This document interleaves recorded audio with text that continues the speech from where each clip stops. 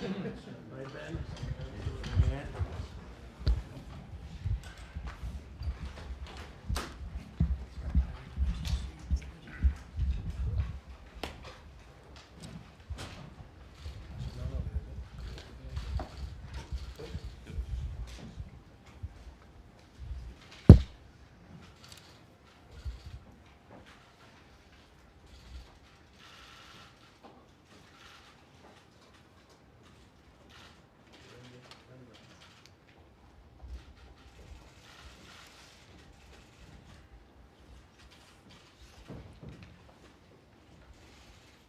Okay, thank you very much. Thank you all for being here and joining the first cabinet meeting of 2019. It's going to be a very exciting year. I think it's going to be a very good year.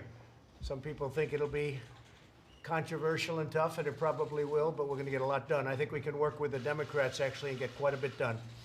And we're looking at infrastructure. We're looking at many things that can happen. I think that both sides want. We just did a very big and very highly touted criminal justice reform bill, and that's a very bipartisan thing, and we finished off the year with that. We had a tremendous year in terms of achievement, whether it's regulation cuts or tax cuts or anything else you can name. So many things we did, judges, including 2 Supreme Court judges, and many federal bench judges.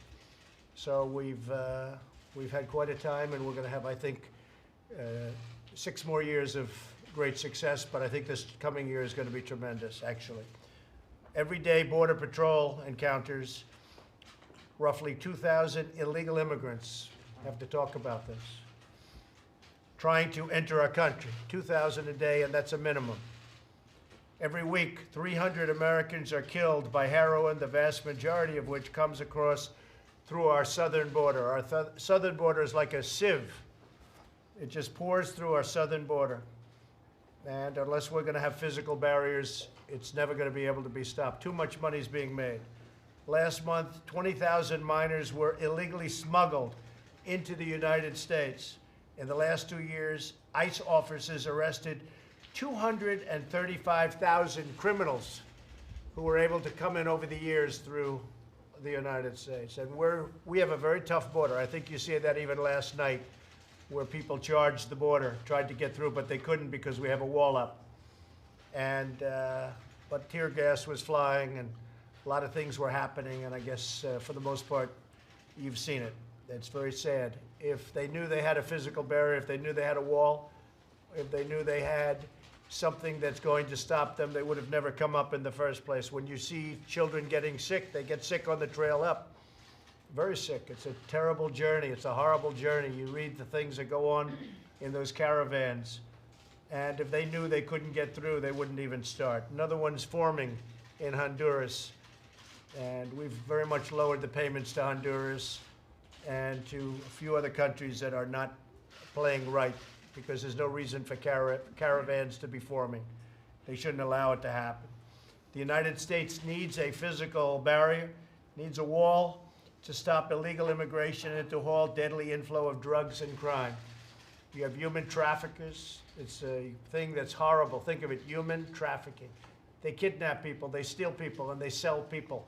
And because of the internet, one of the bad things that happens with the internet, one of the many bad things, but because of the internet, it's the highest it's ever been in history. And this is a world problem. This isn't a United States situation. This is a world problem. But the southern border is a very, very highly used place by people that do human trafficking. How could it get worse than that? There's a reason why politicians and wealthy people build walls around their houses and their compounds. President Obama recently built a wall around his compound. There's a reason for it, and I don't blame him.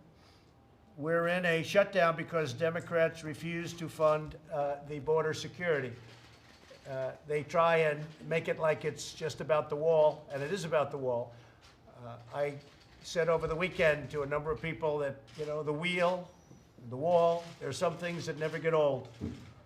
It's never going to change. The wall is your #1 point of security. If we had a wall, and we will, and by the way, for those that don't know, we don't want to talk about it all the time, but we've done tremendous amounts of renovation of existing walls and fences and brought them back into brand new condition. We've spent a lot of money on it, doing it properly. So we have a lot of brand new fencing. If you saw last night, they tried to come through a wall area. The wall existed. If it didn't exist, you would have had hundreds of people just flowing into our country. Some of these are criminals. Some of these will split up families by killing people and hurting people very badly. But if we didn't have a form of barrier up last night, you would have had a lot of people, all those people would have been able to come through. We're in the shutdown because of the fact that the Democrats are looking to 2020. They think they're not going to win the election. I guess a lot of signs point to the fact that they're not going to win the election. I hope they're not going to win the election. But they view this as an election point for them. I actually think it's bad politics, but I'm not thinking about the politics. I'm thinking about what's right and what's wrong. And we need a physical barrier. Everything else is bells and whistles. I know more about drones than anybody. I know about every form of safety that you can have. And it's all good, but it's just very minor compared to the power of a wall. All of the people you see coming up, if they knew we actually had a physical presence there, a physical barrier, even when you have the soldiers who have been fantastic, we've had our military. But when you have the military, you have Border Patrol, you have ICE. It doesn't, I mean, it's great to have, but you have 2,000 miles. You have anywhere from 500 to 600 miles where you need the barrier. Some of it we've now completed, as you have seen and as I've told you. But we need barrier because you can't put a soldier every 100 yards. If you had a lot of people, you're going to put them every 100 yards. People are going to go right through. There's nothing you can do about it unless you're willing to build a wall. And walls work. If you look at Israel, I was with Prime Minister Netanyahu, and he threw up his hands. He said, I don't understand why they fight you in a wall. In Israel, as you know, they built a wall. He said 99.9% it works. And it would with us, too. It would work almost 100% of the time and would have much less of a problem. And we'd save money, so much money, on a monthly basis. Probably would pay for itself in a month or two because we lose pretty close to $250 billion on illegal immigration. And I would say that it could be on a monthly or a couple of months, it would pay for the wall, pay for what we're talking about. The House, as you know, approved $5.6 billion. And that's a very small price to pay for total security on the southern border. The drugs alone, that nobody can even calculate, it's such a big number. The money you'd save just on drugs and helping families where all of this horrible stuff doesn't come through on the southern border, right there you'd save, and you'd save a lot. The new Pelosi bill, and by the way, we're having, I guess they call them the Big Eight, so the Big Eight plus me are meeting in a little while. I think it's going to be 3 o'clock to discuss the border. We have ICE and we have Border Patrol. They're going to make a plea for the wall. They need the wall. They can't do it without the wall. All they can do is add many, many more men and women, but the protection isn't good because you're going to go to a certain area, you don't have the wall, they're going to walk right through. Like the killing that took place a few days ago, the young police officer, great young, beautiful person, great family, just took a picture with his son and his wife for Christmas, and a few hours later he was shot and killed by somebody that just came across the border. Things like that wouldn't happen, or certainly they'd be happening far, far less. Now, the Democrats in the bill want $12 billion additional for foreign aid. They want $12 billion more. It's $54.4 billion, which is by itself a lot. But in foreign aid, they want $12 billion over the $54 billion. Think of it. We give $54 billion, a lot of it because they want to give it. They don't even know who they're giving it to. In many cases, people don't even know the name of the country. They know nothing about the country. And yet, so they're going to give $54.4 billion in foreign aid, but they want $12 billion more than that in foreign aid, but they won't approve $5.6 billion for a wall that's going to pay for itself almost on a monthly basis. It's just politics, folks. It's purely politics. So we have a lot of loopholes, whether it's catch and release, the world's most ridiculous loophole. You catch somebody and then you release them. Now what we're doing is we're catching and retaining. The problem is we have to build vast fields of rooms and places for these people to stay that we're catching, and it's physically not possible, nor is it possible even cost-wise. But we're catching and retaining. You have the lottery system, the visa lottery system, where we bring people into our country based on a lottery. We want to end all of this nonsense, the visa lottery system, so they pick them out of a jar. We want to pick people to come into our country on the basis of merit and talent, so that all of the companies that are moving in, we have large numbers of companies, many, many companies, more than we've seen in many years. The companies that have left our country are coming back because of what's going on. You see, our job numbers are great. We need people to come in, but we can't have these loopholes. These loopholes are crazy. One thing I have to say, DACA. We are all for DACA. The Republicans are for doing something with DACA, but it's been so misreported. We had the confines of a deal, and the $25 billion didn't just cover a wall. It covered a lot of border security. We have a lot of that. It's been covered very incorrectly, but it's confusing to a lot of people.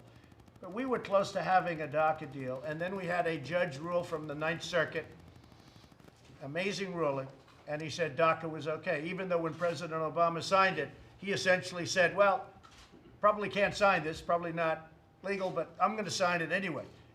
And so everybody thought that it was going to be easily overturned by the judge, and the judge amazingly ruled in favor of that signing, even though President Obama didn't think it was going to hold up as he signed it. He said it. Go back and check. And then you had it upheld in the Ninth Circuit on appeal, and now it's going to the Supreme Court of the United States. We had a deal pretty close to being done, and a lot of people say I backed away from that deal. I didn't back away. The minute the judge overruled the case and they allowed DACA, they didn't talk to us about, and I don't blame them, they didn't answer the calls. They said, well, we're not going to prove that. We won the case. Why should we make a deal with DACA? I think it's going to be overturned in the United States Supreme Court, and I think it's going to be overwhelmingly overturned. I mean, nobody thinks that should have happened. We think it was a fluke, and it was a disgraceful situation that a judge ruled the way the judge ruled. But we think it's going to be overturned. It's now going, as you probably heard 2 weeks ago, it's now going. It will be in the United States Supreme Court. So if we win that case, and I say this for all to hear, we'll be easily able to make a deal on DACA and the wall as a combination. But until we win that case, they don't want to really talk about DACA, although they should, because there are those that don't want to allow DACA. I happen to think that we can do something with DACA. Mike agrees, other people agree, some people don't. So I think they're foolish if they don't want to make a deal with DACA, because if we get overridden, that means everybody that's been here has to leave the country. So there are a lot of things going on. We're very proud of what we've done with respect to the wall and the renovation that we've done. It's covered a lot of territory, tremendous amount of miles, and that continues to go on. But we need the wall for the security of our country. People want to see it. It's about border security, and I think in the end we're going to be successful. We are doing so much work right now. You see it going up. It's going up all over. That's the money that we were given. I want to thank the military, because the military has been fantastic. We've been working with Pat Shanahan, who is acting Secretary of Defense, he's been such a pleasure to work for and I work with. We worked really hard over the last, actually 4 or 5 weeks, and so much has been done, not only in terms of protection, but in terms of helping us with respect to areas that we need help for physical barriers. The military has been really great. The Army Corps of Engineers has been fantastic. And so with that, I think what I'll do is I'll ask Pat to say a few words, and then I'm going to ask Matt and Kirstjen to say a couple of words. Maybe I'll start with Pat Shanahan. Yeah, thank you, sir, and Happy New Year, everyone. Maybe just 3 points to share with all of you. First is we've been very, very closely coupled with Kirstjen, Custom Border Patrol. I was speaking with General O'Shaughnessy, the commander at NORTHCOM, sends his best. The team is executing operational training every day. The collaboration has been seamless. Kirstjen, as you know, and she's off here to our right, the National Guard has been in support, and the active duty. Maybe a shout out, Manny Padilla, Kirstjen, has done an exceptional job. When I was talking to General O'Shaughnessy, he said Pete Flores and Kevin McAleenan. We've just had exceptional interaction. The second is, and you highlighted it, restoration of the fences, building out of additional mileage for the wall. The Army Corps of Engineers is dialed in on doing this cost effectively, quickly, and with the right amount of urgency as to where we can build additional stand-up walls quickly and then get after the threat. The threat is real. The risks are real. We need to control our borders. And maybe the third piece I would share with you is that we're doing additional planning to strengthen the support that we're providing to Kirstjen and her team. Right. Well, your people have been fantastic, and you've headed it up, and I have to say they really have done a great job. And again, we want to finish it, we want to complete it, because you can't have a partial wall, because people come through the area that's not built, but the areas that are built, nobody's getting through. You can't get through, unless you're a world-class pole vaulter in the Olympic team. It's very hard to get through. Very few people are able to get through. And you have done really, in particular, you have done a fantastic job. And while we're on you, as you know, I just got back from Iraq. We had a fantastic meeting with the generals and the Syria situation. I mean, I'm the only person in the history of our country that could really decimate ISIS, say we're bringing the troops back home over a period of time. I never said so quickly, but over a period of time. But everybody gives me credit for decimating ISIS. So we do that, and we say we're going to bring the troops back home where they belong. I've been campaigning on that for a long time. Before I won a big part of my campaign, I want to bring our troops back from the endless wars. We have endless wars. They're going on for 19 years in the area. But I'm going to bring them home from Syria. So I'm the only one that can do that and get bad publicity. They say, he's bringing them home. Because let me tell you, when I took over Syria, they were supposed to be there for 3 to 4 months, Pat, and they ended up being there for 5 years. So that's a little bit different than you thought, but they were supposed to be there for a short period of time. They've been there for a long time, and we have done a real job, but we are continuing to fight. We never let anybody down, and there was a lot of misinterpretation, but I think you'll see at the end that's working out. We're bringing our troops back home, and we're doing things that are very exciting, that are really very exciting, that I can't talk about, that I don't want to talk about. They're very exciting. A lot of great people understood it. Lindsey Graham understood it. Some others understood it. But what we're doing is the right thing to do. And in many respects, it's very exciting because I like winning. When I took over Syria, Syria was a mess. It was riddled. I think you could say this better than anybody. It was riddled with ISIS. And now everybody says it's down to 1% of the land. And sometimes you could even say less. 1%. The place was a mess. It was terrible.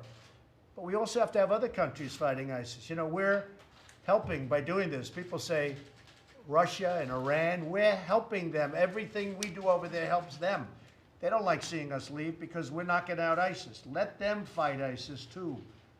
We're spending all of this money. I want to spend money in our country. But we've had a tremendous success in Syria. We're slowly bringing people back and bringing them back. And we're hitting the hell out of them, the ISIS people. And we are doing something that, frankly, if I would have told you 2 years ago when we first came into office that we would have had that kind of a success. Nobody would have believed it. They would have said you're exaggerating. It's not possible. But we're down to final blows, and those generals were fantastic. When we met with the generals in Iraq, they were really fantastic. They really know their business. So we have a lot of exciting things to talk about militarily. We've had a lot of victories. I just got a great letter from Kim Jong-un, and those few people that I've shown this letter to, they've never written letters like that. This letter is a great letter. We've made a lot of progress with North Korea and Kim Jong-un. Chairman Kim has been, we've really established a very good relationship. A lot of good things are happening. And I never said speed. Look, it's been this way for 80 plus years. We had our meeting 6 months ago in Singapore. We'll probably now have another meeting. He'd like to meet, I like to meet, but we've established a very good relationship. We're given no credit for it. You know, frankly, if this administration didn't take place, if another administration came in instead of this administration, namely Mike and myself and the group around this table, you'd be at war right now. You'd be having a nice big fat war in Asia, and it wouldn't be pleasant. And instead of that, we're getting along fine. I'm not in any rush. I don't have to rush. All I know is there's no rockets, there's no testing. In fact, I watched last night PBS. I haven't seen it in a while, PBS. And I just noticed, you know, I was in the White House all by myself for 6, 7 days. I was very lonely. My family was down in Florida. They were all, I said, stay there and enjoy yourself. But I felt I should be here just in case people wanted to come and negotiate the border security. But I have to say that I was watching PBS and they really covered it accurately. They said that in Chairman Kim's speech, he really wants to get together. He wants to denuclearize, and a lot of good things are happening. They covered it very, very nicely. I was surprised based on everything I've heard about him. I'll have to start watching PBS much more. But they covered it very accurately, and I actually put a quote out last night about what they said, but that was very accurate. They really do want to do something. Now, does that mean it's going to be done? Who knows? Who knows? Deals are deals. You never know. But I tell you, we've established a very good relationship with North Korea. That was going to be a war. That could have been a World War III, to be honest with you, because that would have, a lot of people would have had to get involved in that all over Asia, and then it spreads beyond Asia. And instead, we have somebody that I really think wants to get onto economic development and making a lot of success and money, frankly, for his country, because North Korea has tremendous potential, and we'll help them out too. But North Korea has tremendous economic potential. And so I look forward to our meeting with Chairman Kim. We'll set that up. We'll be setting it up in the not too distant future. And with that, I'll ask Secretary Nielsen, we'll get back onto the border to say a few words. Please, Secretary. Sure. Good afternoon, Mr. President. So I'm in San Diego reviewing our border security and immigration efforts. Is it working? Can you all hear me? Yes. Okay. And as you've described, sir, in fact, this is a humanitarian security crisis. We're doing our best out here. I always want to take an opportunity to thank the great men and women of the Border Patrol and Customs and Border Protection, but the system itself is simply overwhelmed. This is my 17th trip to the border in the last year, and I can tell you, unfortunately, the crisis is getting worse. Our immigration system is simply badly broken. So let me start by saying, from a DH perspective, Mr. President, now more than ever, we need the wall. Today I'm going to talk quickly about how bad the crisis has gotten, but to fix it, we need what our frontline operators are demanding, which is a barrier that will keep illegal aliens, drugs, criminals, terrorists, and other threats from entering our country. Walls work, as you said. It's not a political issue, it's an operational one. We've seen the successes of walls in El Paso, in Yuma, in San Diego, and in El Centro sector. Under your leadership, we're building the first new wall in over a decade, but we need more. We need new sections of wall at our top illegal entry points, something that Congress unfortunately prohibited us from doing last year in our appropriations. And we also need to continue to replace the old, outdated, and ineffective wall sections that you referenced. We need to replace them with wall that has been identified for operational purposes by the professional men and women of CBP, not by uninformed political restrictions that have been put on our appropriations. As you know, the southern border remains the principal entry point for both cocaine and methamphetamine entering the United States, and seizures in both narcotics are spiking. We've also seen, unfortunately, an increase in fentanyl coming across the southern border, which kills about 72,000 Americans every year. The southern border is also the primary entry point for criminals and gang members. Just last year, we apprehended more than 17,000 criminals and 1,000 gang members along the southern border. We are also concerned about potential terrorists as well. As you know, in 2018 alone, we apprehended 3,000 special interest aliens coming into our country along the southern border. These are aliens that have travel patterns or other characteristics of concern to the intelligence community. Mr. President, we need a strong border wall system to keep these threats and others out of the U.S., and I strongly support your continued efforts to obtain the needed resources from Congress. And if I could, let me just give you a little bit more about the crisis. We also need to address poorly written and outdated laws. Simply put, our laws allow illegal aliens into the country and allows them to stay. This must change. Here's the reality of the crisis we're facing. On average, as you said, we see about 2,000 people a day try to illegally enter our country at the southern border. We will never be able to send the majority of them back home unless and until Congress acts to close the loopholes these people are exploiting to stay in the country. To break it down, there are three categories of illegal aliens arriving at our border: single adults, family units, and unaccompanied children. In the past, single adults have been the vast majority of illegal aliens. They're still the easiest for us to handle. We're able to detain and deport them quickly. Under your administration, Mr. President, we've dramatically ramped up prosecutions of these illegal border crossers with help from the Department of Justice, and we will continue to do so. But the demographics are changing, and the vast majority of the people that we see now are family units and unaccompanied children. They now make up about 2/3 of those arriving at our borders. Because of poorly written laws and activist court decisions, it's virtually impossible to send them home. We're only allowed, as you know, to hold families for 21 days. That's it. Then we have to let them go under the law. Most of them then disappear into the United States. What's worse, in 9 out of every 10 cases, immigration judges find that these families are not even eligible for asylum in the first place and should be deported. But by then, most of them have vanished and escaped the law. Smugglers and traffickers know this. In fact, they know our immigration laws much better than many members of Congress. They are using this as a fast pass to get illegal aliens into America.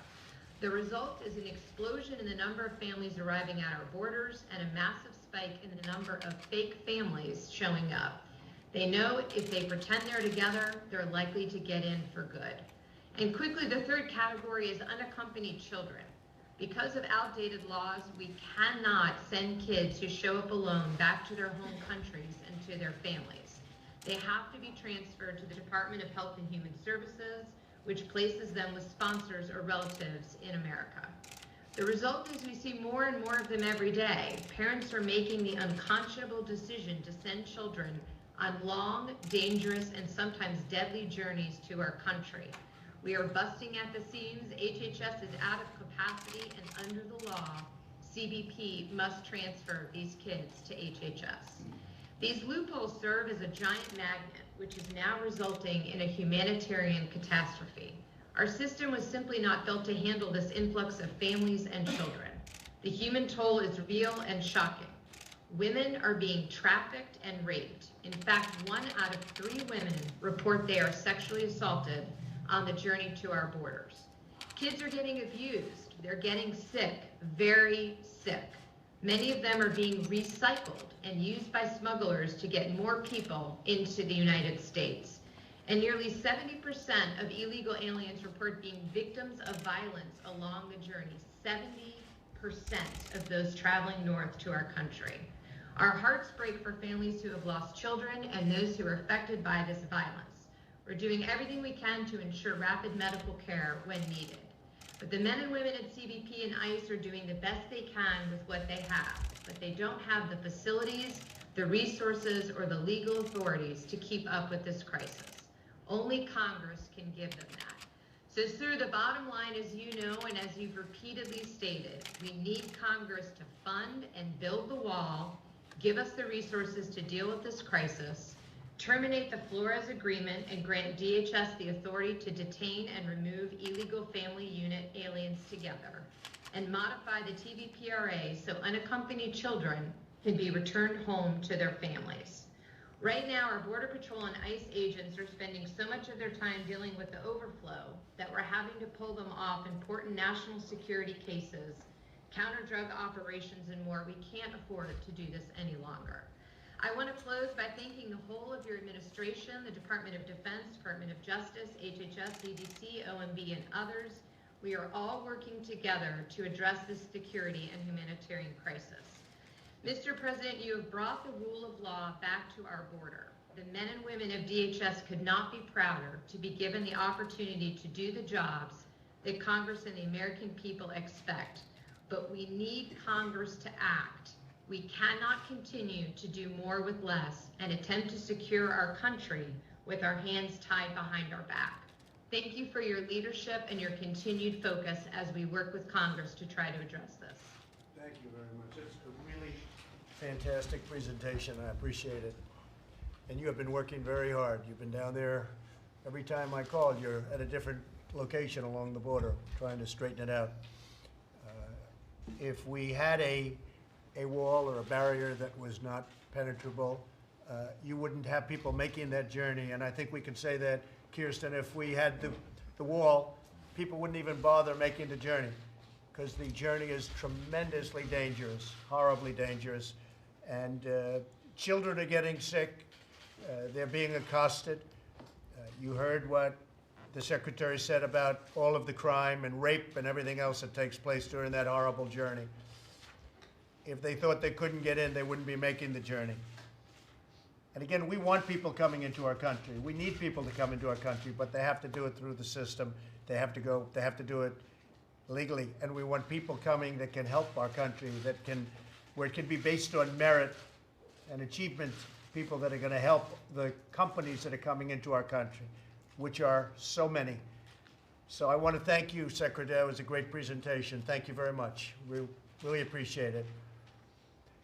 Acting Attorney General Matt Whitaker, please. Sir, Mr. President, I will start by highlighting the fact that you stayed in Washington, D.C. over the holidays, giving up Christmas with your family, New Year's with your family, trying to bring an end to this shutdown and security to our southern border, while some members of Congress went on vacation and ignored the problem. You have demonstrated your dedication to delivering on this critical issue for our country and for the American people, but Congress has to act. They have to fund the wall. It is undeniable that a border wall improves the security of our southern border. A wall would reduce the flow of drugs, gangs like the violent MS-13, and criminals across our border, like you highlighted the brave officer who was a legal immigrant who was murdered by an illegal immigrant in California. It would reduce the incentives for individuals who attempt to enter illegally and restore integrity to our immigration system. Also, we need Congress, as Secretary Nielsen pointed out, to close the loopholes in our immigration laws. Not only do the loopholes in our laws frustrate DHS's ability to enforce our immigration laws, including the TVPRA and the judicial rulings that prevent DHS from detaining family units together, but these loopholes overwhelmingly contribute to a substantial number of meritless cases languishing in our immigration courts. During the shutdown and afterwards, the Department of Justice will continue to do everything within our power to support both DHS in its critical mission and address illegality at the border. Illegality will not go unchecked. We will continue to prosecute aliens for committing immigration-related crimes like illegal re-entry and illegal entry, which are at record levels for prosecution currently in your administration, and we will never let up. We will continue these efforts targeting transnational organized crime and criminal gangs like MS-13. The immigration courts are working. We have been completing cases at levels we haven't seen in years. We have over 400 immigration judges on board, and we are hiring more. And we are restoring the rule of law to our immigration court system. We will continue to do everything we can, and we are seeing tremendous progress, but the number of cases originating from the border are overwhelming the system. We will continue to defend our actions, your administration's actions, in federal court as well. This administration has taken strong action to restore legality to our immigration system, but advocates continue to try to frustrate us in federal courts. We will prevail. And finally, and I cannot stress this more, that we need Congress to act, to show up, to negotiate with you, and to solve these challenges that our country faces. The Department of Justice will work every day to support this administration, to support DHS, to support HHS, but we need Congress to do something instead of just going on vacation and avoiding the issue. We need Congress to fund the wall, fund the government, and close the loopholes in our laws.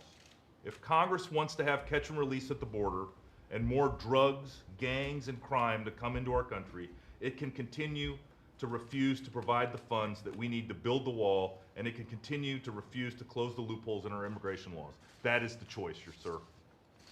That's great, Matt, and thank you very much. So true. And you mentioned one thing about courts, and I know you're hiring judges, but we're one of the only countries that anybody knows of where if you step 1 foot into our country, you now have a court case. Other countries, you step a foot and they say, get out. They put you out, or worse. With our country, if you're able to put a foot onto our land, basically that's what catch and release is, or even beyond that. But now you end up with lawyers and judges and things that it's so ridiculous. This is the system that we have, and nobody pointed it out until we came along. So you end up in a court case to tell somebody, normally it's like, hey, you're on our land. We don't want you, and you have to come through legally. Get out. No, we catch, we do paperwork, we bring them to court. You can never have enough judges because you're talking about thousands, tens of thousands of people.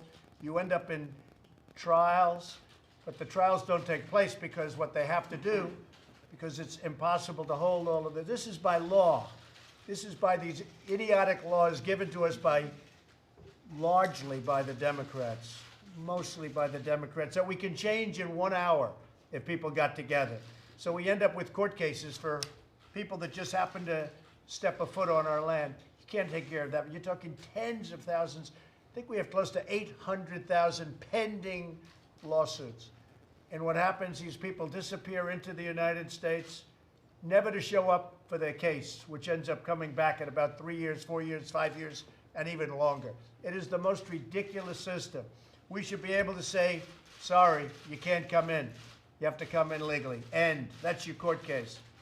What we have done with asylum and all of this, we're trying to be the nicest people on earth, and it's destroying our country. And I think, honestly, if I didn't come along, nobody would even be talking about it, and it would be just as bad. But our country gets eaten alive by what's happening at our southern border. So we've got to do something about it, and we're doing it now. That's what we're doing.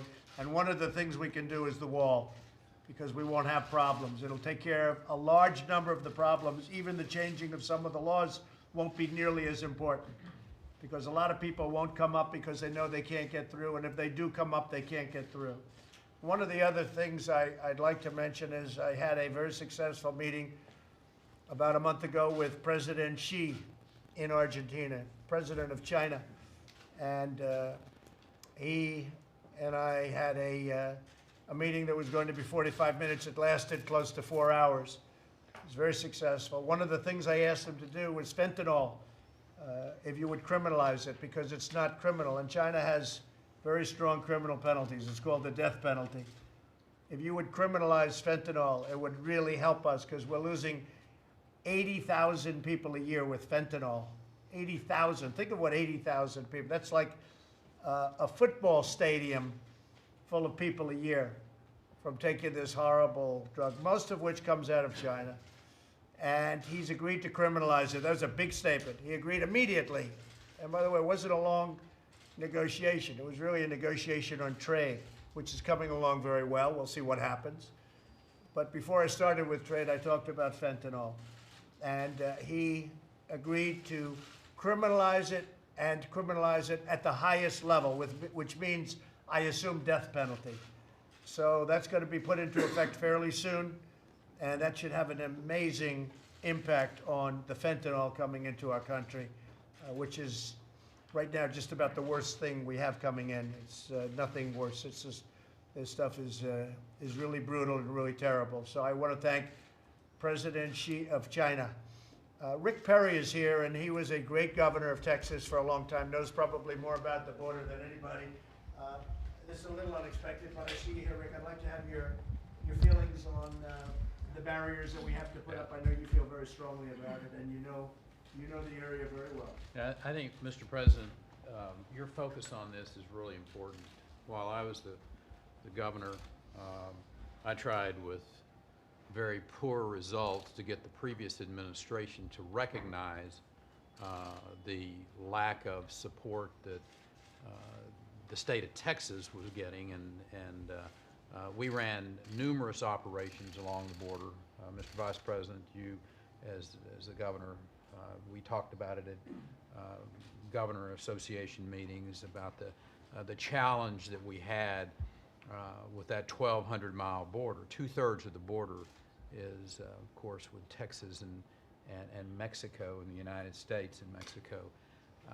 But the challenge has always been the lack of support from Washington, D.C.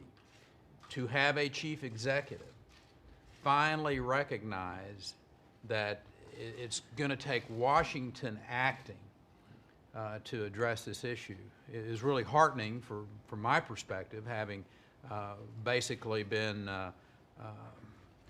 ignored for those 8 years as I was the governor and the previous administration. But it's this message that comes that from the media, from those that, for whatever reason, don't want to secure that border, that you can come and be rewarded. That's got to stop.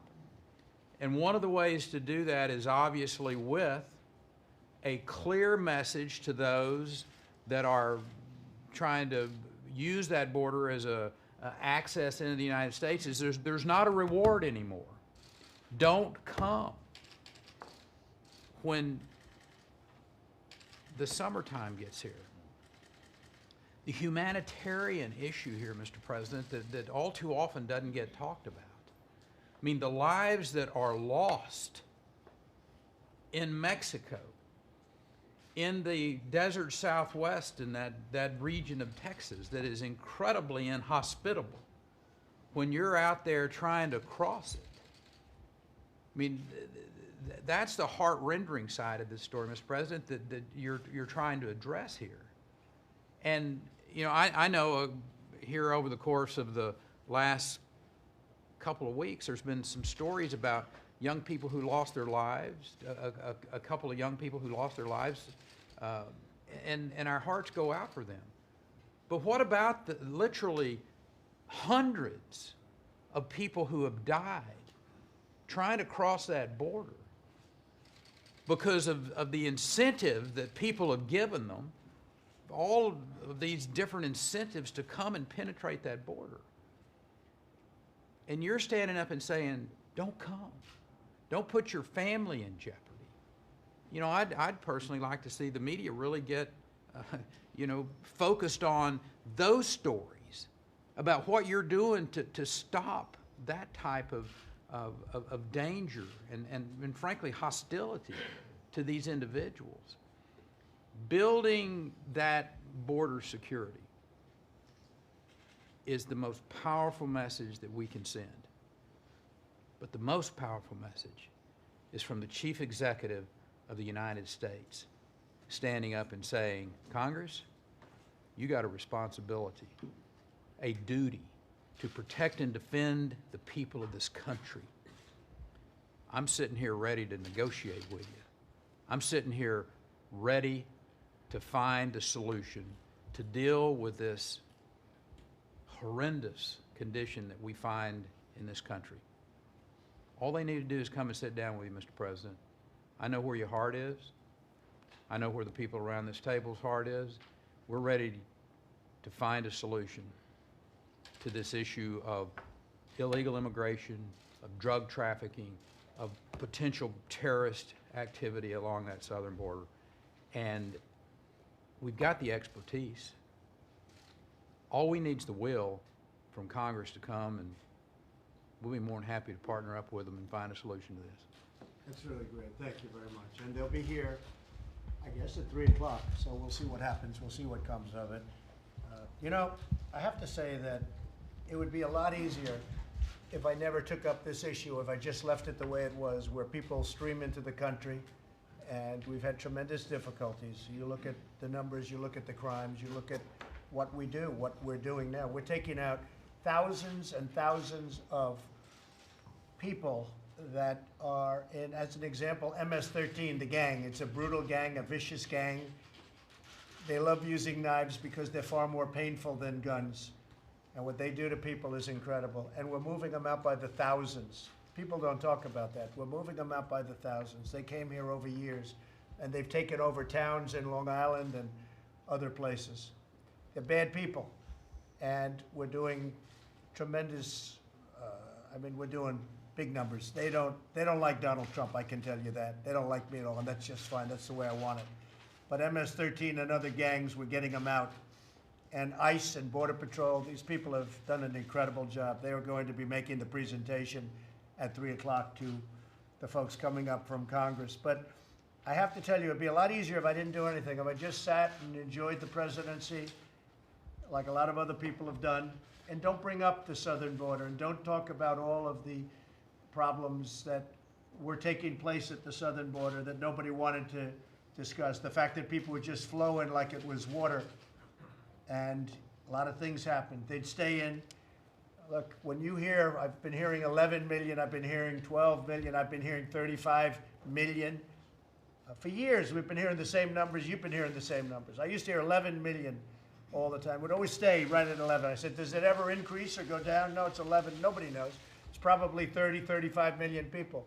They would flow in mostly from the southern border. They'd come in, and nobody would talk about it. Nobody would do anything about it.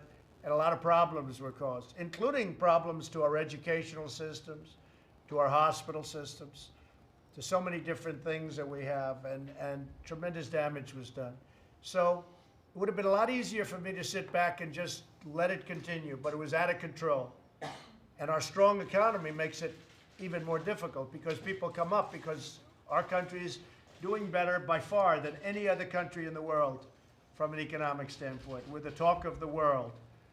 And we had a little glitch in the stock market last month, but it's still up, I guess, around 30% from the time I got elected. And it's going to go up once we settle trade issues. And once a couple of other things happen, it's going to go up. It's got a long way to go, tremendous amount to go. The trade deals we're making are fantastic for our country, fantastic. Whether it's China, Mexico, Canada, South Korea. We started negotiations with Japan. They're all one-way streets. They were bad for our country, good for their countries. We're changing that. Pat's working so hard on the military. We were taken advantage of by so many countries on our military. We're providing all they want, and they're not helping us. They're not doing anything toward helping us monetarily. It's disgraceful. I've been saying it for years, disgraceful. We're giving military protection to countries that are very wealthy, and they're not doing anything for us. You can call them allies if you want, and we have some great allies, but a lot of our allies were taking advantage of our taxpayers in our country. We can't let that happen. And Pat Shanahan agrees with that, and he's agreed with that for a long time. So, and that was very important to me. I couldn't get other people to understand it. They couldn't understand it. They didn't get what I was saying. So, a lot of great things are happening. It's a lot easier if I did nothing, and we just kept going the way, but eventually, at some point, really bad stuff would take place. So we're very proud of the job we're doing. I'm very proud of the people around this table. I'd like to, we're talking about the migration coming up, and just if Alex Azar, who's been doing a fantastic job getting drug prices down. We're almost ready to make that big final push where they're going to see something, Alex. It's not an easy situation. They've been trying for years, but I don't think anybody's actually been trying. We have been, and we've done an incredible job. You'll see a final couple of strokes made. It's going to be, which takes a long time to set up statutorily. Statutorily, we've gone through a big process, and I think you're going to see a tremendous reduction in drug prices. And a lot of great work was done, along with Secretary Acosta, who has created some incredible healthcare programs, cooperative programs, where the price of healthcare has really gone down much far below Obamacare, far below, and some really great programs that people are signing up, I hear, in tremendous numbers. Yeah. I'd like to, and thank you, very great job you've done on healthcare. A lot of people don't know about it, but we've set up some incredible healthcare programs that are far better than Obamacare and a lot less expensive. But if I could ask Secretary Azar just to say where the children are coming up and they're very sick by the time, these are young children and they're forced to come up. And remember this, the coyotes, these are bad ones. The coyotes, but not stupid. They know our laws better than the people that wrote them. The coyotes are using children to gain access into this country. They're using these children. They're not with families. They're using the children. They're taking the children. And then they dispose of the children after they're done. This has been going on for years. This isn't unique to us, but we want to stop it. Secretary, if I could ask you to just talk a little bit about the children's situation and how sick some of these children are by the time they get to the border. Sure, Mr. President. Thank you very much, and thank you for your strong leadership in the efforts to secure our borders and fix our terribly broken immigration system. We at HHS have a role in addressing the tragic consequences of this broken system through caring for these unaccompanied alien children, or UACs. These are minors who arrive at the border without their parents. Traveling to the U.S. border is extremely dangerous, with minors suffering physical, mental, or sexual trauma on the way to this country. Parents should not send their kids on this journey. This is not a compassionate act, it is a dangerous act. It is endangering your children. Unfortunately, more and more minors have been arriving at our border over the last year. When UAC are apprehended at the border, the Department of Homeland Security takes them into custody. DHS then refers them to HHS, where we then select a grantee to care for them until we can release them to a suitable sponsor. While we saw a dramatic drop in the number of unaccompanied children arriving after the president took office, the numbers are now rising significantly. In calendar year 2017, we received approximately 29,000 unaccompanied children.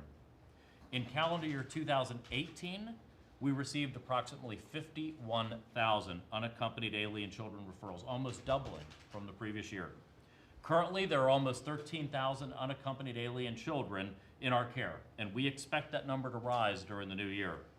We brought more capacity online to address the situation, almost doubling our capacity in the past year. But having to continually expand capacity is simply a symptom of a broken system. Caring for unaccompanied alien children in an appropriate environment is also incredibly expensive. Care for UAC in fiscal year 2018 cost about $2 billion just for that. And we expect something similar for this coming year unless the situation is addressed. Imagine if we secured our border and we didn't have to spend that $2 billion caring for these kids, what we could do with that $2 billion. We also have had to provide technical assistance and surge capacity to help address medical needs of both adult and children migrants when they arrive in DHS facilities. We're proud of the standards that we set for the care of these kids in the Unaccompanied Alien Children program, but this is a tragic, unsustainable situation that will continue until our immigration system is fixed. As the President mentioned, we need a system that discourages parents from working with smugglers to bring minors into our country on this dangerous journey, and we need it now. And I also want to note, Mr. President, that great work you did with President Xi on getting fentanyl scheduled so that it's a crime there to cut down on the flow of fentanyl to this country. If we do not have border security on our southern border, it's going to redirect to Mexico and it's going to come in from there and keep killing American citizens, even with China scheduling it and stopping the flow from China. We'll get it out of Mexico if we don't get this border secured with a wall. Well, thank you very much, and thank you also on what you're doing with drug pricing. It's going to be something. I really think it's going to be something very spectacular. We appreciate it. Thank you, Secretary. Mr. Vice President, please. Thank you, Mr. President. And having spent the Christmas break here in Washington along with you,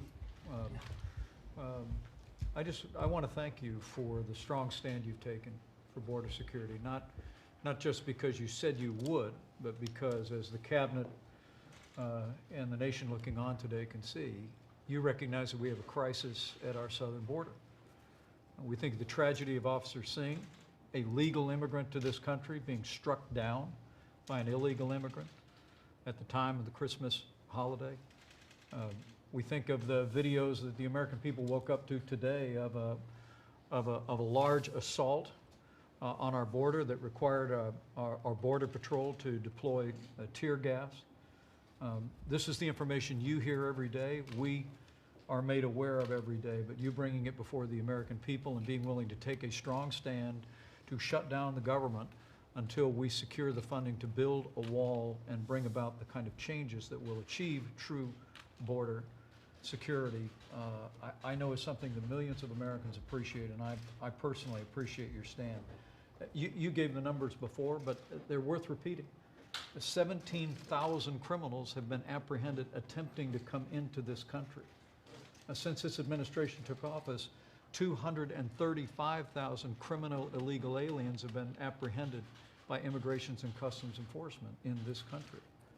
We think about the tragedy along the border that the secretaries both spoke about today, but we think of the human cost to the American people and our society by not addressing this issue in a meaningful way. Mr. President, you directed our entire team to reach out to Democrats in the Congress. We met several times before Christmas, and Mick Mulvaney and I traveled, and we met with Leader Schumer, and there we presented a good faith offer to resolve this issue, to achieve a principled compromise, only to find out days after Christmas that the Democrats had stopped negotiations altogether. They're coming here today at your invitation.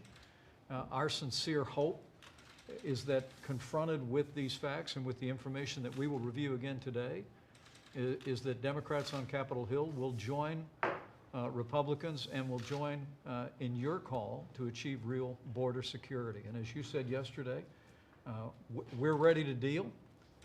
We have an offer on the table that would reopen the government and achieve border security. I know other senators are talking about fresh ideas, some of which you've reflected on today, and I know we'll give due consideration to those issues, but we owe the American people nothing less than our best efforts, not just to reopen the government, but as you've made clear, to reopen the government once we have the resources to build a wall, a physical barrier, and make measurable progress on achieving real border security. That's right, Mike. Thank you very much. It's true. I want to thank Mick Mulvaney. He's been really an activist. He has got great energy, and you're doing a great job. As chief, we appreciate it. Pulled everything together very quickly. Things are going very well. Again, I want to say that Middle East, we inherited a lot of problems. When I became president, I took over a whole lot of problems. The Middle East, the southern border, North Korea, and that was the easy stuff, okay? We took over a lot of problems, and we've done, I think we're going to do well with all of them. I think we're doing really well. We're doing, whether we should have ever been in the Middle East or not, that's a question for a lot of people. You know where I come from on that. But we're doing something very special, I think, in the Middle East. I think you're going to see that. And I follow what I said in the campaign for a long period of time.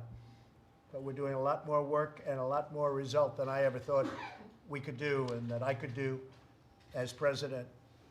With North Korea, you know how I stand on that. It was rough there for a while. And if you go to before I got elected and you looked at what was happening and you look at what's going on right now, the relationships really have been very good. We'll see what happens. You know, I always say it's deals, it's dealing with people. But I will tell you, we have, I know you guys would love to see what's on this letter. And I'd frankly love to read it to you. But We have a very good relationship going. So time will tell. Time will tell. But and the economy is doing fantastically well. Unemployment's at a record low. Unemployment for Black, Hispanic, Asian is at the lowest it's ever been in the history of our country. Even Kanye West came out today and said great things about Trump. He's a good guy, but he said great things about us because he sees what we're doing. He's smart and he sees what we're doing. You know, when you have record low in the history of our country unemployment for African Americans or for Asians or for Hispanics, that's tough to beat. That's tough to beat. So we're doing very well. The world isn't doing so well, unfortunately. The world, you know, does have an impact on us. China's gotten hit hard, and other places have been hit hard. Europe is not doing too well, but they'll come back. We have to do what we have to do. But we are doing well. We are doing very well. So I want to thank everybody very much. I want to thank the cabinet. We'll stay around for a little while and talk about some other issues. Great job. Thank you very much to everybody. And thank you to the media. Thank you very much. I was lonely over the weekend and over the last, I was in Washington hoping that we'd see a little action. I'd get a call and say, let's get together and let's work hard. But they chose Hawaii over Washington. And we're going to see. I really believe that they want to do something. And what Mike said is true. There's been a lot of good discussions going on. Jared has been working very hard. And some of the talent we have around this table has been, even though they're not on that issue, they've been working hard. They have a lot of friends in Congress, on both sides of Congress. And we actually have a lot of good discussions going on. I think that the Democrats want to see something happen. And I can tell you, I know that the Republicans want to see happen. But you can't have border security without the wall. You can't have border security without a very strong barrier. Call it anything you want, that doesn't matter. But it's got to be very powerful. It's got to be very strong. Something that people cannot just walk through. You have that, many of the problems that we've spoken about today will totally disappear. Even some of the laws that we have to have changed. We have to have changed right now because they come into the country. We have to have laws once they enter. And nobody's going to be able to enter when we do it the way we're doing it. So we've made a lot of progress on the wall, a lot of progress on the renovations. Much of that is finished. And we just gave out a large, Secretary Nielsen, we just gave out, and we're in the process of giving out additional large contracts for many miles, 115 miles of wall in a very important area, as I said to you over the weekend. And I just appreciate everybody coming. It's our country had a lot of problems when I was elected, and we have a lot less problems now. And I think a lot of the big ones, we're in the process of getting them solved. The southern border would be one, but we have a lot of others too. And we're in the process of solving problems that a lot of people thought were not solvable. And the easiest way when you don't have a problem that you think is not solvable, don't do anything. Just sit back and enjoy the presidency. But I can't do that. I want to get them solved for the country because we have a long way to go. This country has a great future with tremendous potential. We have a long way to go. And we want to solve the problems, not just sit back and enjoy the presidency. So thank you all very much for coming. We appreciate it. Thank you. Mr. President, thank you, Mr. President, and Happy New Year. I want to ask you a few questions, most notably, is there a number below $5 billion that you might be willing to accept in order to reopen the government and get this thing moving forward? Well, I'd rather not say it. Could we do it for a little bit less? It's so insignificant compared to what we're talking about. You know, I've heard numbers as high as $275 billion we lose on illegal immigration. And here you have a wall where you're talking about to complete, because again, a lot has already been done. You know, we've been getting money in. Somebody said that we didn't spend the money. Well, we have spent it, but we don't pay contractors before they finish the job. That's one of the other things that Pat and I sort of instituted. We like to have people do the work. So if we're building a wall, we're paying as they build it. We pay it when it's finished. So they do a good job. This way, if they don't do a good job, we don't pay them. So not all of the money has been paid, but the money has been used. So maybe you guys can remember that when you say that I haven't spent the money. We spent the money. We want to finish it up. The $5.6 billion approved by the House is such a small amount compared to the level of the problem. When you see that the Democrats want to give away 12 billion extra, and we're giving away 54 billion in foreign aid. So we give money to countries, but we don't give money to our own country, which is another thing that I've been complaining about, and we're cutting that back. It's very unfair when we give money to Guatemala and to Honduras and to El Salvador, and they do nothing for us. When we give money to Pakistan, $1.3 billion, I ended that. A lot of people don't know it, because they haven't been fair to us. We want to have a great relationship with Pakistan, but they house the enemy, they take care of the enemy. We just can't do that. So I look forward to meeting with the folks and the new leadership in Pakistan. We'll be doing that in the not too distant future. But I ended the $1.3 billion that we paid like it was water. We just pay it to Pakistan. So I ended that. And we ended a lot of other money that's being sent out on a monthly basis and a yearly basis to countries that don't even vote for us in the United Nations. We give them billions of dollars. They don't even vote for us in the United Nations. When we want something to help certain countries, and you know, it's not all about the rich countries, because the rich countries really do take advantage of us because they pay a very small percentage of their military, and they cheat on trade. They take advantage of us on trade. Other than that, they're wonderful, okay? But there are countries that are poor, that we will come. We don't want anything from them. We want to help them. There's some horrible things going on in the world, and we want to help those people. We don't want money from them. We don't want that. We're not looking for that. But when you have massively wealthy countries that have very low military costs because the United States subsidizes them, so they take advantage of us on military. They could easily pay us the full amounts, and they also take advantage of us on trade.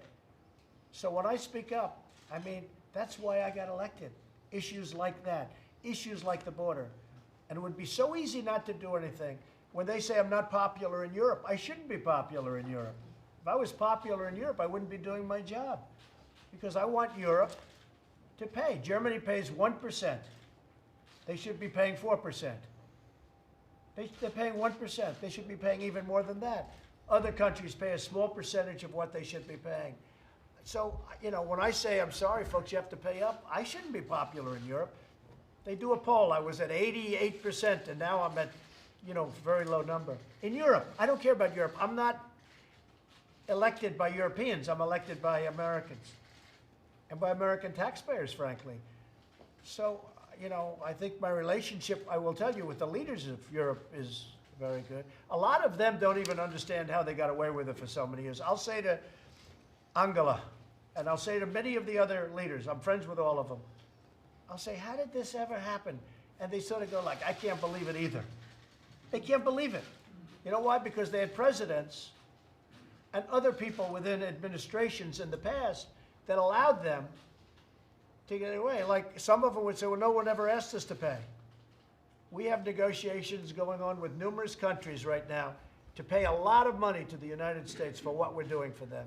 I wouldn't say they're thrilled, because they've had many, many years where they didn't have to pay. So now they're going to have to pay. And if that makes me unpopular in those countries, that's okay. But we're doing tremendous service to those countries, and they should at least respect us. They didn't respect us, and that was the problem. Go ahead.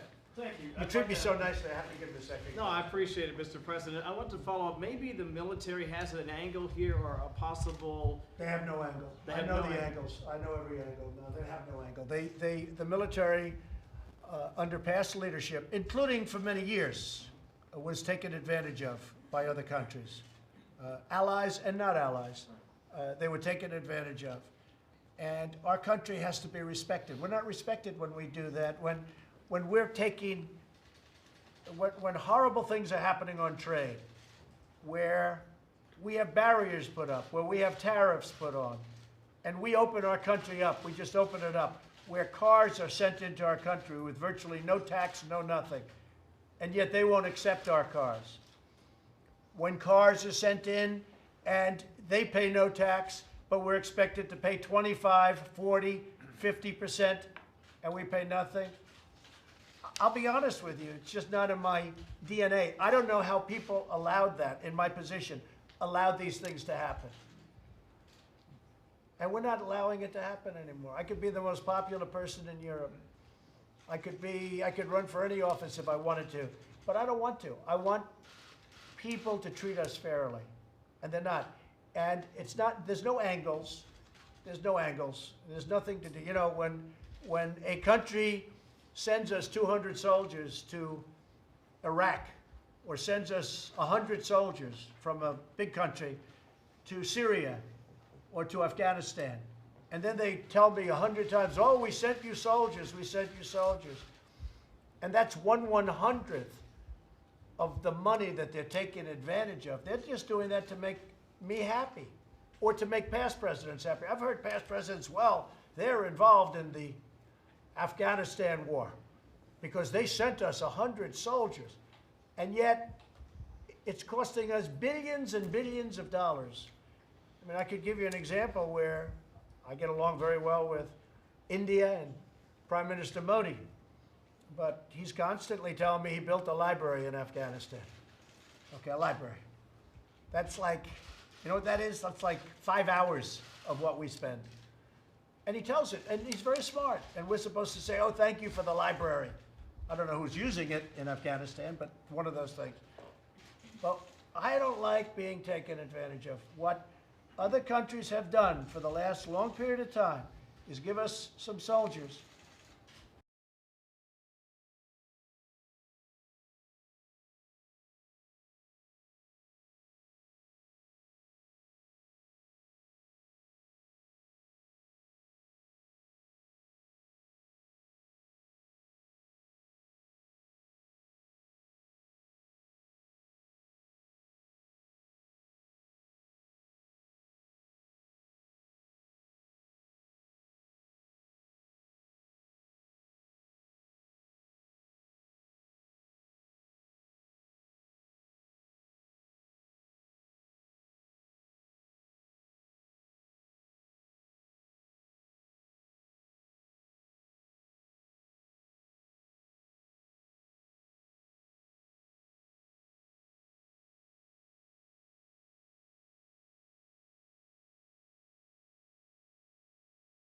And then talk about it like it's the end of the world, and we're subsidizing their militaries by billions and billions and billions of dollars, many, many, many times what those soldiers cost that country. Did you hear about the Mitt Romney op-ed? What's your reaction to it? If you heard about it, he wrote an op-ed Well, I about wish your Mitt character. could be more of a team player. You know, I'm surprised he did it this quickly. I was expecting something, but I was surprised he did it this quickly. And, you know, look, I endorsed him. He thanked me very profusely. It was very nice. But I am surprised because we've done a lot. And he actually says it. I read his op-ed. He said it. You know, he agrees, and I don't think he would be able, I don't think anybody would have been able to do the tax cuts like I did. We got the greatest tax cuts ever. We got Anwar approved in the tax cuts. We got rid of the individual mandate, which essentially is repeal and replace of Obamacare, because that case from Texas should win in the Supreme Court. I mean, it only was kept, Obamacare. It was only kept because of the individual mandate. Now that that's gone, I don't know how you can possibly keep it. So that's repeal and replace. John McCain voted against it. You know, after campaigning for many years, John McCain voted against it.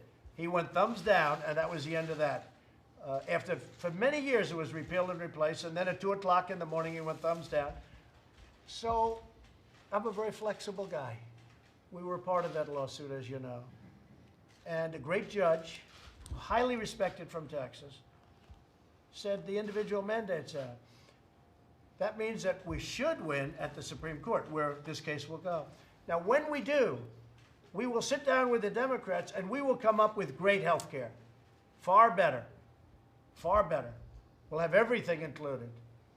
We'll have everything included. Far better, because Obamacare is too expensive.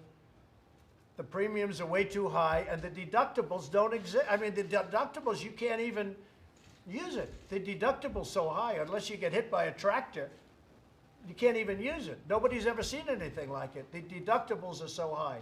Obamacare is a tremendous failure. But now that we won the individual mandate, and that's it, which, by the way, was by far the most unpopular, it was by far the most unpopular thing in Obamacare. So with Mitt Romney, I'd love him to be a team player. Possibly he won't be. I'm surprised he acted so quickly. I gave him an endorsement. I was happy that he won. In Utah, I have great popularity in Utah. I love the people of Utah. I did something for them that nobody else would have done. That has to do with their parks, as you know. That was a big day, a big thing. And we did that for a very special person who is now going to be retiring after 42 years. You know who I'm talking about. Our great friend, our great senator, who's really a spectacular man. And also for Mike Lee, who really pressed it very hard. So Orrin Hatch and Mike Lee. And the people of Utah really appreciate what I did for them. Hundreds and hundreds of miles of park that they'll be able to now use as opposed to not. And so I was surprised at Mitt Romney, but I just hope he's going to be a team player. And if he's a team player, that'll be great. I will say this.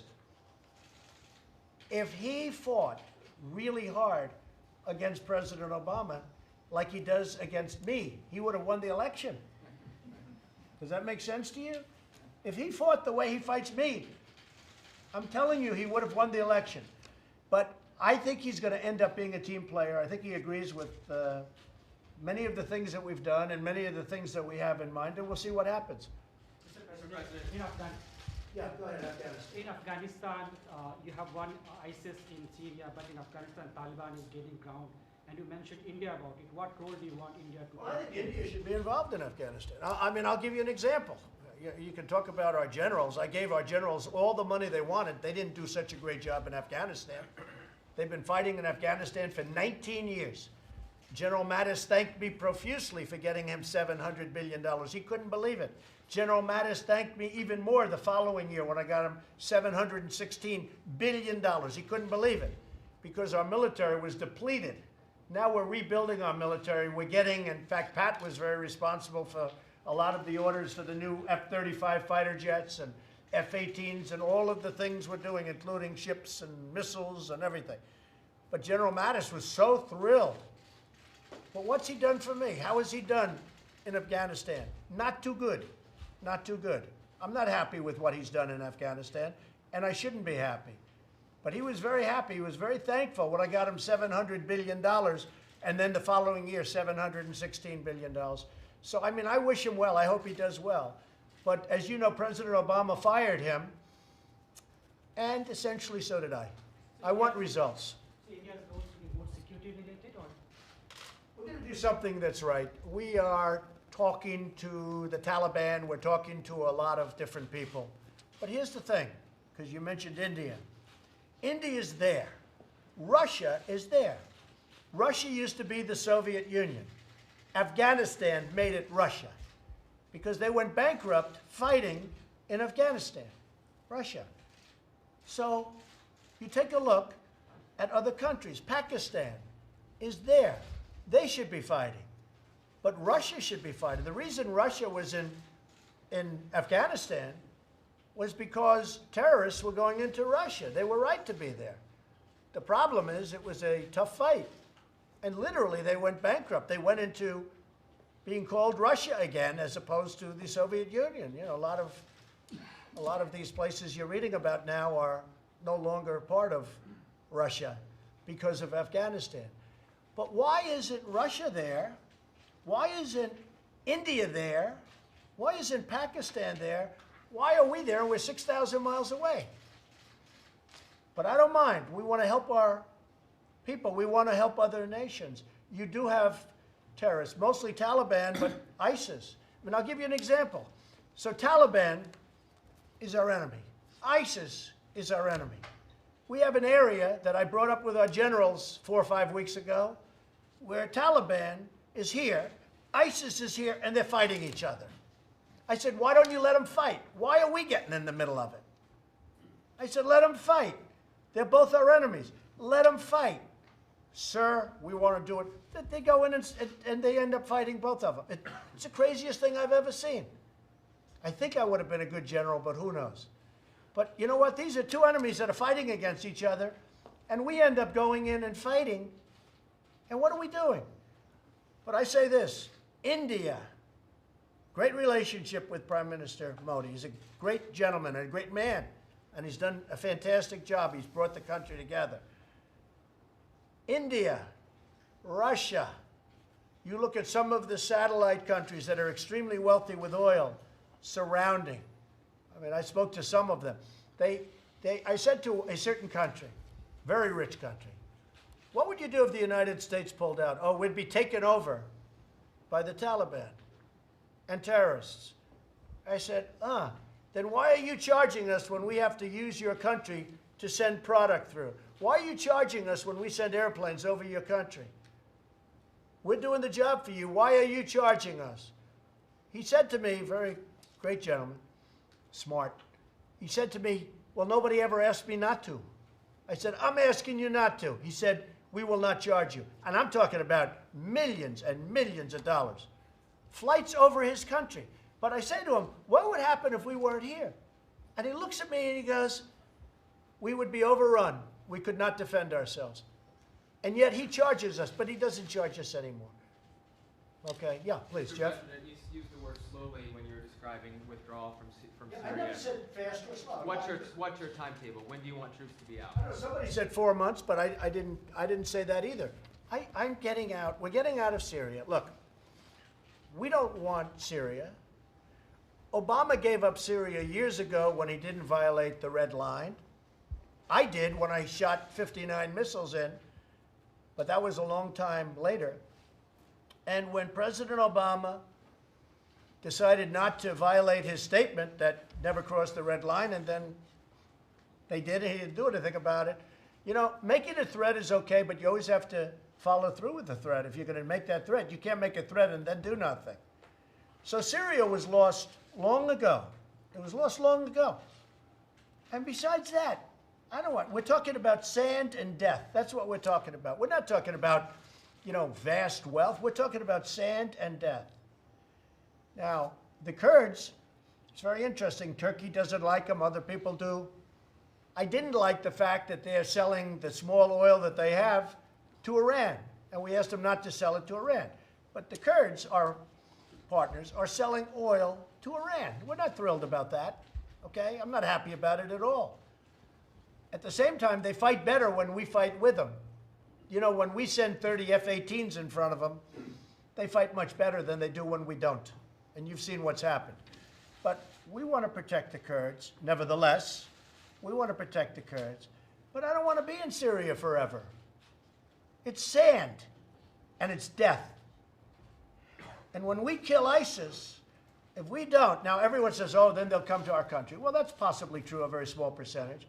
But you know where else they're going? To Iran, who hates ISIS more than we do. They're going to Russia, who hates ISIS more than we do. So we're killing. And then I read when we pull out, oh, Russia's thrilled. Russia's not happy. You know why they're not happy? Because they like it when we're killing ISIS, because we're killing them for them. And we're killing them for Assad. And we're killing ISIS also for Iran. And just while we're on Iran, because, you know, people don't like to write the facts. Iran is a much different country than it was when I became president. Iran, when I became president, I had a meeting at the Pentagon with lots of generals. They were like from a movie, better looking than Tom Cruise and stronger. And I had more generals than I've ever seen. And we were at the bottom of this incredible room. I said, this is the greatest room I've ever seen. I saw more computer boards than I think that they make today. And every part of the Middle East and other places that was under attack because of Iran. And I said to myself, wow. I mean, you look at Yemen, you look at Syria, you look at every place.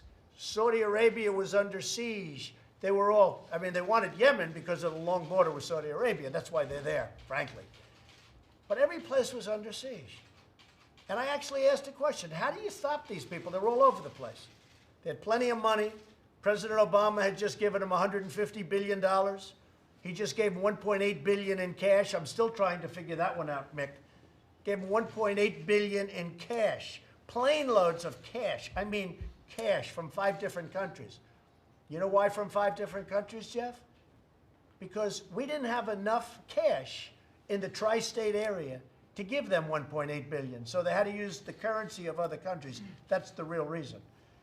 So with all of that being said, I did something called terminate the horrible Iran nuclear deal, which, by the way, in 8 years gives Iran the legal right to have nuclear weapons, okay? I did it. Iran is no longer the same country. Iran is pulling people out of Syria. They can do what they want there, frankly, but they're pulling people out. They're pulling people out of Yemen. Iran wants to survive now. Iran was a power in the Middle East. They were going to take over the whole Middle East. They were going to take over everything. That was what they wanted to do, and destroy Israel while they're at it. Iran is a much different country right now. They're having riots every week in every city, bigger than they've ever had before. Their currency is under siege, thanks to us. A lot of bad things are happening. When we do all of the things that we've done monetarily to Iran, Iran is in trouble. And you know what? I'd love to negotiate with Iran. They're not ready yet, I don't think, but they will be. But Iran is a much different country right now, Jeff, than it was when I took over. When I took over 2 years ago, Iran was going to take over the Middle East and who knows what, and they were going to have all the nuclear weapons they wanted in a very short period of time because of that stupid deal. When I terminated that deal and then did what I had to do, Iran is a much different country today than it was 19 months ago. That I can tell you. You just stated on the timetable for withdrawing troops. Do you think it's? I think it's just over a period of time. But we're withdrawing, but we're hitting them. We're hitting them very hard. When I met with the generals in Iraq, I said to a couple of the generals, I said, "Why didn't you do this before?" He said, "Sir, our commanders were telling us what to do." I said, "Well, don't you tell them?" "No, sir, we take orders." And they do. You know, they're great soldiers. They listen. I do it differently. I sat around, and after a few minutes, they loosened up, and they said, "This is what we should do." But we were supposed to be out of Syria many years ago. If you remember, we went to Syria for some spot hits, and that was 5 years ago, and we never left. I don't want to be in Syria. I go to Walter Reed Hospital, and I see soldiers that are so badly injured and hurt. I don't want that. I don't want it. And I want to rebuild our country. And I want to spend money on our military without depleting it every day. I want to spend money on our country. And that's what's happening. And our military is getting really strong. I mean, I could tell you stories when I first got here about our military that I don't even want to talk about. I don't even want to talk about. And one of the things I've told the secretary and other people, we do these reports on our military. Some IG goes over there, who mostly appointed by President Obama, but we'll have ours too. And he goes over there, and they do a report telling every single thing that's happening, and they release it to the public. What kind of stuff is this? We're fighting wars, and they're doing reports and releasing it to the public. Now, the public means the enemy. The enemy reads those reports. They study every line of it. Those reports should be private reports. Let them do a report. But they should be private reports and be locked up, and if a member of Congress wants to see it, he can go in and read it. But for these reports, criticizing every single thing, and even in some cases saying good, perhaps, but for these reports to be leased, to give it out, essentially, forget about given out to the enemy, is insane. And I don't want it to happen anymore, Mr. Secretary. You understand that. We'll look at the reports. Nobody more critical of, hey, it's not my fault. I didn't put us there. But we're getting out, and we're getting out smart, and we're winning. We're winning, okay? But just to answer your question, over a period of time, I never said I'm getting out tomorrow. I said we're pulling our soldiers out, and they will be pulled back in Syria, and that we're getting out of Syria. Yeah, absolutely. But we're getting out very powerfully. Yes, ma'am. President, would you accept anything less than $2.5 billion? No, not 2.5. No, we're asking for 5.6. And, you know, somebody said 2.5. No, look, this is national security we're talking about. You know, just like we talk about the military, just like we're talking about Syria or Afghanistan or all these different places. I mean, we spend in Afghanistan more in 1 month than what we're talking about for the wall. Think of that, okay? That's another way. We spend in Afghanistan more money than most countries spend, except a few. Okay, it's ridiculous. What I'm talking about is is the 5.6 billion that the House approved. And I have to tell you, the House was very impressive. They stepped up and they went in and they approved. And in all, I'm not holding Nancy to this, but she said, you'll never get the Republicans to vote for it. I never saw anything so beautiful in my life. That spurred them on. The spirit they had. And I'd like Mitt Romney to join in that spirit because, you know, we're doing some great things. We don't need another Democrat. And you know what? I want the Democrats to join in it too. The 5.6 billion is such a small number. Literally, it's a month. It's 1 month in Afghanistan. And we're talking about national security. This isn't just a border. This is national security. This is health and wellness. This is everything. So does that mean nothing below 5.6 billion? Well, let's see. Maybe they have an idea. And I talk also DACA, but I just think that we're better off waiting for the Supreme Court. If the Supreme Court rules that President Obama was wrong, which they should, because, by the way, if he was right, then I've been given tremendous power. Can you imagine me having that power? Wouldn't that be scary? Right? No, if President Obama is allowed to do what he did on DACA, then I'm allowed to do whatever I want to do on things that, you know, probably a president, as he said, probably a president doesn't have the right to do. How long do you think the government is going to stay partially shut down? Could be a long time, and it could be quickly. Could be a long time. It's too important a subject to walk away from. I was here on Christmas evening. I was all by myself in the White House. It's a big, big house, except for all the guys out on the lawn with machine guns, nicest machine guns I've ever seen. I was waving to them. I never saw so many guys with machine guns in my life. Secret Service and military, these are great people. And they don't play games. They don't like wave. They don't even smile.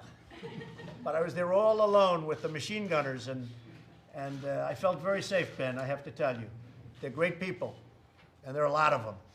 But I was hoping that maybe somebody would come back and negotiate. But they didn't do that. And that's okay. Look, this is really something that should be bipartisan. And we'll see if it is. I hope it is.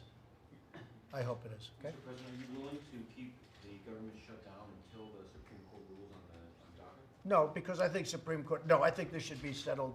By the way, if the Supreme Court would do a great favor to this country, if they would say the president should not have done that, we will settle this whole thing, including really a big immigration policy, not just border security, which is very important. Because we would do something with DACA. A lot of the Republicans, most Republicans, are fine with some deal on DACA. DACA is okay. These are people that have been in the country a long time. In many cases, they don't even speak the language of the country from which their parents came. So how are you viewing this meeting later this afternoon? Is this, you mentioned Border Patrol coming in. Is this an education campaign? All this is to tell issuing demands to Chuck and Nancy and some others from ICE and from Border Patrol, and also from some local law enforcement, how bad it is, how dangerous it is, and why we need a wall. But they know that. Look, when they say the wall's immoral, well then you got to do something about the Vatican, because the Vatican has the biggest wall of them all. The wall is immoral. Look at all of the countries that have walls, and they work 100%. It's never going to change. A wall is a wall. The others just, I mean, we could have all the drones flying over the people last night as they tried to rush the border. The only thing that stopped them was the wall. If we have drones up there, it's wonderful. We'll get nice pictures. Well, 5.6 is a small amount compared to the problem. How long are you doing? It was never 25. By the way, you know, a lot of people thought it was 25 billion, and that was for overall Homeland security. That was for much more than the wall. The wall was a piece of that. So, you know, a lot of people said he should have taken the 25 billion. Well, that covered a lot more territory than the wall. How long are you willing to keep the government shut down then in order to get? As long as it takes. I mean, look, I'm prepared. I think the people of the country think I'm right. I think the people of this country think I'm right. Again, I could have done nothing. I could have had a lot easier presidency by doing nothing. But I'm here. I want to do it right. And I'm not only talking here. I'm talking about Middle East problems and other problems and North Korea problems. Can I just ask Mr. Romney, too, why do you think he'll eventually you I don't know expect- that he will. I do you hope he expect to be does. challenged from within the Republican Party? I don't see it. I think I have the highest rating in the history of, I was just looking at that poll. Yeah, I think, I mean, I don't know why, but they like me. They say I'm the most popular president in the history of the Republican Party. You see the same polls as I do. A number that is hard to believe considering I never get fair press or good press. How do I have these numbers and I get bad press? Because people see the job we're doing. People see the gasoline is way down. And the reason it's way down is because I called up some of the OPEC people. I say, don't do it. You know, if you look back a few months, gasoline was at $83 a barrel. That was going to be bad. And it was going to 100, and some people were saying 125, Rick. And I made calls. I say, you better let that gasoline flow. And they did. And now it's down to 44. And I put out a social media statement yesterday. I said, do you think it's luck that happened? It's not luck. It's not luck. I called up certain people and I said, let that damn oil and gasoline, you let it flow, the oil. It was going up to $125. If that would have happened, then you would have had a recession, depression, like we've had in the past when that happened. Numbers that Senator Romney's aware of. Why do you think he's going to come around and become a team player? I don't know if he's going to become a team player. I hope he does. If he does, I think it's going to be better for him. I think people are very upset with what he did. He hasn't even gotten to office yet. He hasn't even gotten to office. And he was very happy when I endorsed him. So, you know, I don't know what changed, other than we've succeeded in many of the things that I said we were going to do. And let me tell you, we're succeeding in others. We're really succeeding in things that people thought were impossible to do. So I think that Mitt Romney hopefully will be a team player. And if he's not, that's okay too. Look, I handle it. I mean, I just got rid of, I wouldn't say that. They say they retired. They say that Bob Corker retired. They say that Jeff Flake, wonderful guy. I never even met him and he's hitting me. He was going to tell people how to win in 2020 because 2016 can't. He wrote a book about it. Didn't work out too well, that book, because we won in 2016 because we didn't want to wait till 2020. So Jeff Flake is now selling real estate or whatever he's doing. He'll probably go to work for CNN. That's my prediction. Bob Corker, unfortunately, you know, I had a good relationship. Then he thought he was going to get some publicity for himself, and his ratings tubed, where he couldn't have come in fourth in the primary. He was going to be a senator. Bob Corker was going to be a senator for another 20 years. And then for some reason, he hit me because he thought it was going to be good publicity. It didn't work out too well. So with Mitt, I hope he's a team player, but if he's not, that's okay too. I will tell you, we have some great Republicans. And if you look at the way they're standing up for border security, you'd be very proud of them. If you're a Republican or if you're a person that loves our nation. Thank you very much, everybody. Thank you. Thank you, Mr. President. Thank you very much. Thank you, President. Thank you very much. Thank you, Jim.